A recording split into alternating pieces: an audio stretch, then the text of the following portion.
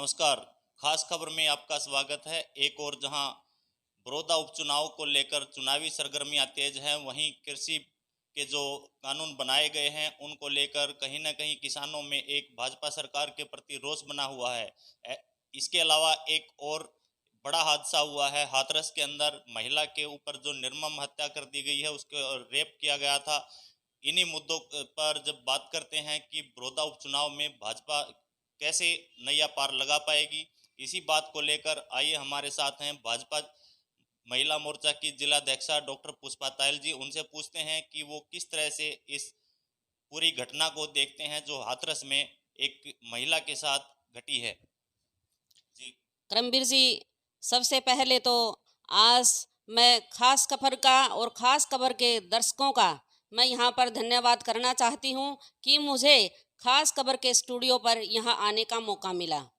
करमबीर जी, जहाँ बात है बड़ौदा चुनाव की, सबसे पहले तो मैं बड़ौदा चुनाव के बारे में आपको बताना चाहूँगी। बड़ौदा चुनाव हमारे लिए एक अवसर की बात है। हमारे लिए तो ये एक अवसर है, त्योहार मनाने जैसा है, क्योंकि विपक्षियों को तो चिंता लग गई है। बड़ौदा चुनाव में हम विकास के मुद्दे पर और अपने कार्यकर्ताओं के दम पर हम ये चुनाव लड़ेंगे। हम घर घर तक जाएंगे। भारतीय जनता पार्टी की सरकार ने सबका साथ, सबका विकास और सबका विश्वास एक ही नारा दिया है। 90 के 90 हलकों में प्रदेश के माननीय मुख्यमंत्री मनोहर लाल खट्टर जी ने, माननीय प्रधानमंत्री नरेंद्र मोदी जी ने जो लोगों के हितों को ध्यान में रखते हुए योजना चलाई थी, लागू की थी, और लोगों को उन योजनाओं का लाभ भी भारतीय जनता पार्टी की सरकार ने दिया है। हर वर्ग के लोग भारतीय जनता पार्टी की सरकार के विकास से पूरी तरह से आश्वस्त हैं। इन मुद्दों को लेकर हम जनता के बीच में जाएंगे, लोगों को इससे रूबरू होंगे। भारतीय जनता पार्टी ने क्या क्या विकास करवाए हैं हम लोगों को बताएंगे, वोट लेने का काम करेंगे और बड़ौदा में कमल का फूल खिलाने का काम करेंगे। जैसे बात करें अभी जो कृषि के कानून बनाए गए हैं, जो अभी किसानों ने बड़ा रोष प्रदर्शन भी किया था, पूरा भारत बंद भी किया था, और कहीं ना कहीं किसानों पे वो जो बिल थे, कानून बना दिए गए, वो उनके ऊपर फिट नहीं बैठ रहे। जैसे बात करें, किसान को ये कहा गया कि वो अपनी फसल को कहीं भी बेच सकता है। जैसे बात करें हरियाणा की, अगर उसको हरियाणा की मंडियों में ही बेचना है तो वो कहीं भी बेच सकता है, लेकिन वो अगर अपनी फसल को यूपी में ले जाकर कैसे बेच पाएगा और उस पर कितना खर्चा होगा। बात करें कि उसमें एक बड़ी खामी ये भी है कि वो सीधा अगर कोई शिकायत है तो एसडीएम तक ही सीमित है, आगे उसकी कोई शिकायत नहीं होगी। तो ये बताइए, जैसे कृषि का जो कानून बनाया गया है उसको किसान एक बड़े गुस्से की नज़र से देख रहे हैं कि ये बहुत गलत हुआ है, लेकिन भाजपा सरकार ने ये कानून बना दिया, जबकि विपक्ष इसके बिल्कुल खिलाफ था, और वहीं किसान व आड़ती भी इस मुद्दे से किनारा कर रहे हैं। ऐसे में भाजपा को बड़ौदा उपचुनाव में काफी सरगर्मियों का सामना करना पड़ेगा। तो आप क्या मानते हैं, कैसे इन मुद्दों से दूर हट के आप विकास की बात करोगे? देखिए करमबीर जी, सबसे पहले तो मैं आपको बताऊंगी 3 बिलों की, 3 कानून जो अब पास किए हैं। भारतीय जनता पार्टी की सरकार ने किसानों के हितों को ध्यान में रखते हुए ये 3 कानून पारित किए हैं, जिस पर आज मैं आपको बताना चाहूँगी और कल समाचार पत्र के माध्यम से भी आप देख सकेंगे। आज बड़ौदा में ट्रैक्टर रैली के माध्यम से हजारों की संख्या में, बल्कि लाखों की संख्या में वहाँ पर किसान भाई अपने ट्रैक्टर लेकर आए हुए थे और किसानों ने इन 3 कानूनों पर अपनी मुहर लगा दी है। किसान पूरी तरह से इन 3 बिलों को लेकर खुश हैं। किसानों को आने वाले 2022 तक माननीय प्रधानमंत्री नरेंद्र मोदी जी के नेतृत्व में 2022 तक किसानों की आय दोगुनी करने की पूरी तरह से माननीय प्रधानमंत्री मोदी जी ने तैयारी कर ली है और किसान पूरी तरह से खुश हैं, क्योंकि कांग्रेस तो विपक्षियों का तो काम ही है किसानों को बरगलाने का। कि विपक्ष अपनी झूठी राजनीति के नाम पर, दिखावे के नाम पर किसानों को बहकाने का काम कर रहा है, क्योंकि मंडियां थी, मंडी हैं और मंडी रहेगी। एमएसपी था, एमएसपी है और एमएसपी रहेगा। हमारे ओम प्रकाश धनखड़ जी प्रदेश अध्यक्ष जी के नेतृत्व में हम बड़ौदा चुनाव को भी जीतेंगे। और मैं करमबीर जी आपको एक बात और बताना चाहूँगी बड़ौदा की।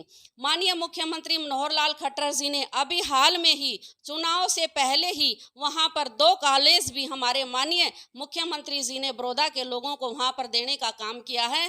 बगैर स्वार्थ के और बगैर उसके हमारे माननीय मुख्यमंत्री जी ने वहाँ पर बड़ौदा हल्के में विकास करवाने का काम किया है। आपने कहा कि 2 कॉलेज बड़ौदा एरिया में दिए गए हैं, ये एक चुनावी स्टंट भी हो सकता है। और इसके अलावा आप ये बताइए कि जैसे हाथरस में एक बड़ा मामला सामने आया था, एक महिला का गैंग रेप करके बड़ी निर्मम हत्या की गई थी। ऐसे में पुलिस प्रशासन और सरकार पर एक सवालिया निशान है कि उस महिला का अंतिम संस्कार भी रात के समय में किया गया, जबकि हिंदुओं की जो रीति रिवाज है उसके खिलाफ है कि रात को कोई भी अंतिम संस्कार नहीं किया जा सकता। अगर कोई खामी नहीं थी तो रात को अंतिम संस्कार करने की जरूरत क्या थी? और नंबर 2, जैसे उनके परिजनों को भी उसमें अंतिम संस्कार में शामिल नहीं किया गया। तो भाजपा ने एक नारा दिया था, बेटी बचाओ बेटी पढ़ाओ। ऐसे में यूपी में भी भाजपा की सरकार और सेंटर में भी भाजपा की सरकार है, तो सरकार ने कोई भी ऐसा कदम नहीं उठाया जिससे कि उस महिला को न्याय मिल सके। देखिए करमबीर जी, हाथरस जैसी घटना के लिए तो मैं यूं ही कहूंगी कि ऐसे आरोपियों को बीच चौराहे पर खड़ा करके फांसी पर लटका देना चाहिए। फांसी पर ही नहीं बल्कि सरेआम उनको गोलियों से उड़ा देना चाहिए, बल्कि इतने तक भी मैं कहूंगी कि उनके गुप्त अंगों को भी काट देना चाहिए। इतनी भयानक सजा उन आरोपियों को मिलना चाहिए जिन्होंने हमारी बहन के साथ इतना बड़ा कांड किया। जैसे बात करें, ये तो हाथरस का मामला हो गया। अभी बात करें, गुरुग्राम में भी एक किसी तरह की घटना घटी है। जो होम डिलीवरी करने वाले लड़के थे, उन्होंने एक महिला के साथ गैंग रेप किया और उसे लाठी और लोहे की रोड से मारा गया। तो ऐसे में हरियाणा में भी ये घटनाएं कम नहीं है, कहीं ना कहीं महिलाओं के ऊपर लगातार अत्याचार हो रहे हैं। देखिए करमबीर जी, मैं पूरी तरह से निंदा करती हूँ इन घटनाओं की। और फास्ट ट्रैक कोर्ट का भी पूरी तरह से ये कानून लागू होना चाहिए।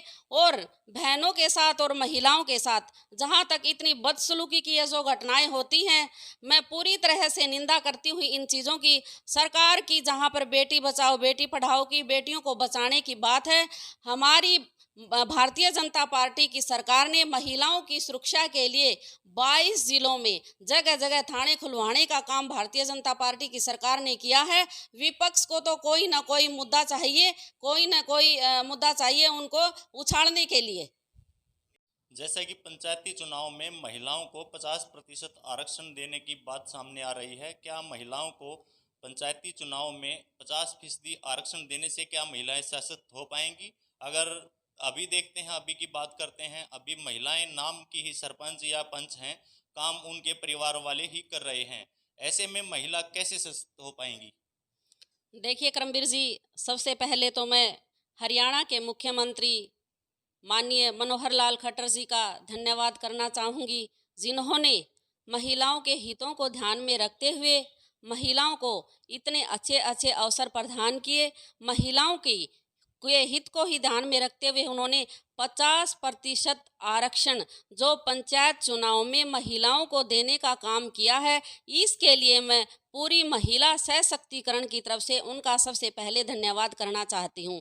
बात रही सशक्त होने की, तो करमबीर जी मैं कहना चाहती हूँ कि महिलाएं सशक्त तभी होंगी जब वो अपने अधिकारों को पहचानेंगी, क्योंकि महिलाओं को साक्षर होने की बहुत ज़्यादा ज़रूरत है। पढ़ी लिखी महिलाएं क्या करती हैं, चाहे वो पंच बन जाती हैं या पार्षद बन जाती हैं या सरपंच बन जाती हैं, बनने के बाद अपनी कुर्सी अपने पति को संभलवा देती हैं। तो मैं अपनी बहनों को ये कहना चाहूँगी कि अपनी कुर्सी को खुद संभालिए, अपने अधिकारों को पहचानना खुद समझिए, अपने अधिकारों का प्रयोग खुद कीजिए, न कि अपने पति के द्वारा उन अधिकारों का आप प्रयोग करवाइए। महिलाओं को खुद आगे आना होगा करमबीर जी, और अपने अधिकारों को पहचानना होगा। नहीं, जैसे बात करें, ये तो पंचायती राज चुनाव की बात है। विधानसभा और लोकसभा में भी 50% आरक्षण महिलाओं का होना चाहिए। इस मुद्दे पर आप क्या कहना चाहेंगे? देखिए करमबीर जी, मैं यूं ही कहना चाहूंगी कि 50% आरक्षण महिलाओं को विधानसभा में, राज्यसभा में और लोकसभा में जरूरत है देने की। 50% आरक्षण महिलाओं का भी जरूर से जरूर होना चाहिए, क्योंकि महिलाएं भी तो अपनी बराबर की वोट देती हैं। कोई भी चुनाव हो, चाहे हार का हो चाहे वो जीत का हो, किसी भी चुनाव को जितवाने में या हरवाने में 50% आरक्षण महिलाओं का होता है। इसलिए 50% आरक्षित सीट महिलाओं की राज्यसभा में, विधानसभा में और लोकसभा में होनी चाहिए। जैसे बात करें, अभी आपने पिछले महीने से लगभग एक अभियान चलाया था स्वच्छता को लेकर, सैनिटरी पैड और सैनिटाइजर भी बांटे थे। तो क्या जो सैनिटरी पैड है उसको बांटकर आप क्या संदेश देना चाहेंगे कि स्वच्छता के बारे में और कुछ भी करने का इरादा है? देखिए करमबीर जी, माननीय मुख्यमंत्री जी की सोच थी महिलाओं के स्वास्थ्य को ध्यान में रखते हुए हमारी भारतीय जनता पार्टी की सरकार ने निःशुल्क पूरे हरियाणा में सैनिटरी पैड बंटवाने का जो काम किया वो बहुत ही सराहनीय था। हमने भी यहाँ पर नगर पालिका के 13 वार्डों में और हर गांव में जाकर निःशुल्क सैनिटरी पैड बांटने का काम किया। और एक बात और मैं कहना चाहूँगी करमबीर जी, क्योंकि जहाँ तक हमारी बेटियों की बात है, घर पर भी वो अपने माता पिता से या किसी से भी सैनिटरी पैड मांगने में शर्माती हैं, और मेडिकल स्टोर पर जाकर भी वो सैनिटरी पैड मांगने में थोड़ा हिचकिचाती हैं। तो मैं इस बात को ध्यान में रखते हुए यही सरकार तक भी संदेश पहुंचाना चाहूँगी कि सैनिटरी पैड की मशीन स्कूलों के आगे और कॉलेजों के आगे ज़रूर से ज़रूर लगवानी चाहिए, क्योंकि जो गंदा कपड़ा हमारी बेटियां यूज़ करती हैं और स्कूलों में भी सैनिटरी पैड मांगने से जहां शर्माती हैं, गंदा कपड़ा यूज़ करने से जहां पर हमारी बेटियों को संक्रमण होने का डर लगा रहता है, वो भी दूर होगा और बेटियां इसे अच्छा भी महसूस करेंगी। ये तो बात होगी जैसे स्वच्छता की। अभी बात करते हैं, आप कहते कि विकास के मुद्दे पे भाजपा सरकार बड़ौदा उपचुनाव को जीतने का काम करेगी। बात करें विकास की, तो विकास में भी देखिए कहीं ना कहीं अभी इतनी ग्रोथ नहीं हो पाई है जितनी विकास की दरकार ज़्यादा है। इतना विकास अभी तक गांव की बात करें, गांव में भी नहीं हो रहा और अर्बन में भी नहीं हो रहा। और कहीं ना कहीं किसान और मेरा वर्ग जो है भाजपा सरकार से रुष्ट दिखाई दे रहा है, क्योंकि जो कृषि के बिल हैं वो कहीं भी किसान के ऊपर फिट नहीं बैठ रहे हैं। किसानों में भाजपा सरकार के प्रति एक आक्रोश देखने को मिल रहा है। पिछले दिनों आपने देखा होगा, भारत बंद के दौरान भी काफ़ी किसानों ने रोष प्रदर्शन करने का काम किया था।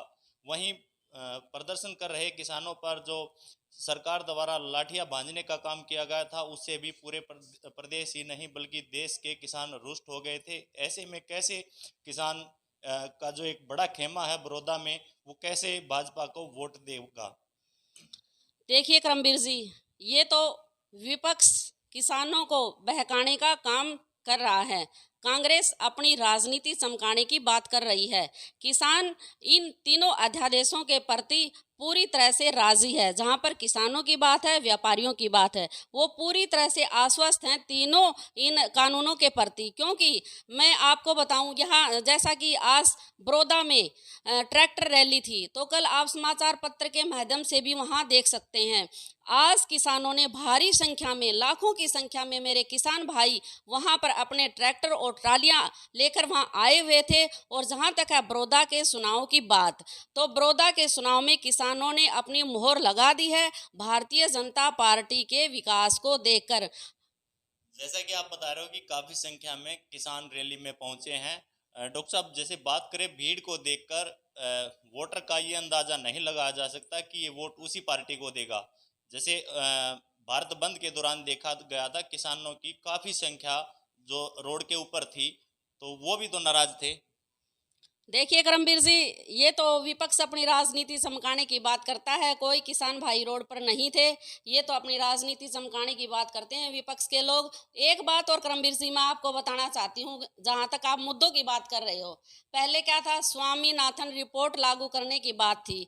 विपक्ष क्या कहता था, अगर माननीय प्रधानमंत्री नरेंद्र मोदी जी ने स्वामीनाथन रिपोर्ट लागू कर दी, ये हो जाएगा, वो हो जाएगा, दंगे हो जाएंगे, फसाद हो जाएंगे। कहीं सुना आपने? स्वामीनाथन रिपोर्ट लागू होने के बाद कहीं दंगा हुआ हो।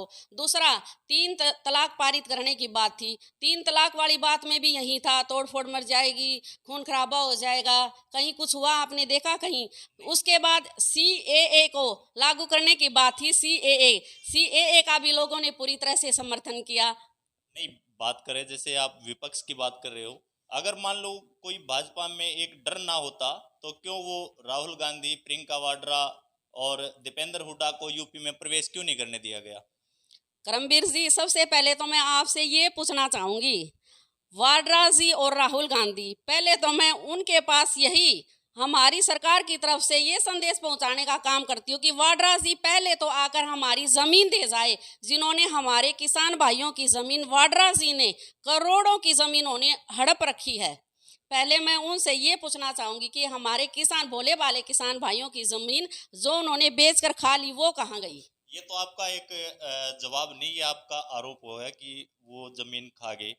जो बात मैं कह रहा था वो आपने अभी तक नहीं बताई है कि अगर कोई डर नहीं था तो जो महासचिव रहे हैं कांग्रेस के राहुल गांधी, उनको यूपी में उस बेटी के परिजनों से मिलने भी नहीं दिया गया।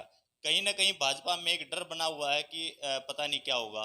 तो ये तो एक बड़ा मुद्दा है। देखिए करमबीर जी, भारतीय जनता पार्टी की सरकार में डर वाली ऐसी कोई बात नहीं थी। राहुल गांधी जी और प्रियंका गांधी जी अपनी राजनीति चमकाने के लिए वहां जाने की बात कर रहे थे। अगर राहुल गांधी को और प्रियंका गांधी जी को अगर जाना था तो राजस्थान का भी ऐसा ही एक निंदनीय मामला था, तो वहां क्यों नहीं गए? वहां भी तो जाना चाहिए। वो कोई बेटी नहीं थी राजस्थान की? नहीं, ये मामले तो पूरे देश में ही चले हुए हैं, ऐसा नहीं है कि अकेला यूपी में ही चला हुआ है। हरियाणा में भी अभी मैं थोड़ी देर पहले कह रहा था कि एक ऐसी घटना घटी है। तो कहीं ना कहीं महिलाओं पर लगातार अत्याचार हो रहे हैं। महिलाओं के अत्याचारों पर अभी तक कोई भी अंकुश सरकार द्वारा नहीं लगाया गया है। यू के यू वो जो अपराधी तत्व लोग हैं वो ऐसे ही घूम रहे हैं, जबकि महिलाएं कहीं ना कहीं इस बात को लेकर एक सदमे में है कि कहीं वो बाहर नहीं निकल पाएंगी। तो महिलाओं का जो एक बड़ा नारा था, बेटी बचाओ बेटी पढ़ाओ, वो साबित नहीं हो पाया अभी तक। देखिए करमबीर जी, भारतीय जनता पार्टी की सरकार ने, मैं आपको बार बार बता चुकी हूँ, बेटियों के लिए फ्री बस सेवाएं लगवाई, थानों की व्यवस्था करवाई, बेटियां रात को कहीं भी घूम फिर सकती हैं, 100 नंबर पर फोन कर सकती हैं। इतनी सुरक्षा कांग्रेस की सरकार में अगर किसी ने दी हो तो बताओ आप मुझे। नहीं, थाना बनाने से कोई क्राइम के ऊपर रोक थोड़ी ना लगी है, वो तो एक बचाव है। बात करें कि जैसे ना दिल के अंदर एक खौफ होता है कि पता नहीं क्या होगा, और वो होगा भी, जायज बात है, वो खौफ है भी। क्योंकि ना आज महिलाएं इतनी सुरक्षित नहीं है कि वो रात के समय घर से बाहर निकल सके। महात्मा गांधी ने कहा था कि मैं अपने देश को स्वतंत्र उस दिन समझूंगा जिस दिन मेरे देश की बेटी रात को 12 बजे भी सड़क पर अकेली घूम सकेगी। कहीं ना कहीं भाजपा में जो है बेटियों के लिए जो होना चाहिए था सुरक्षा के को लेकर, वो अभी तक भाजपा सरकार ने नहीं किया है। करमबीर जी देखिए, क्यों नहीं किया? माननीय प्रधान, जैसे कि आप कह रहे हो कि महात्मा गांधी ने नारा दिया था कि मैं उस दिन सफल मानूंगा जब रात को बेटियां बाहर घूम सकेंगी। हमारे देश के माननीय प्रधानमंत्री नरेंद्र मोदी जी ने बेटी बचाओ और बेटी पढ़ाओ की जब शुरुआत की थी, तो लिंगानुपात में आपसे पूछना चाहती हूँ कि उस टाइम लिंगानुपात कितना था और आज कितना है? अगर बेटियों की सुरक्षा की बात ना होती, अगर बेटियों को इतना भय होता, अगर बेटियों पर इतना अत्याचार होता, तो आज लिंगानुपात इतना क्यों था करमबीर जी? उस टाइम 850 भी कम, 850 से कम लिंगानुपात था, जहां आज 1000 से ऊपर लिंगानुपात है बेटियों का। कहीं ना कहीं बड़ौदा उपचुनाव को लेकर जैसे भाजपा महिला मोर्चा के जो जिलाध्यक्ष हैं वो कहीं ना कहीं आश्वस्त हैं। अगले सप्ताह हम फिर बड़ौदा उपचुनाव को लेकर किसी दूसरी पार्टी के नेता से आपकी बात करवाएंगे। तब तक देखते रहिए खास खबर।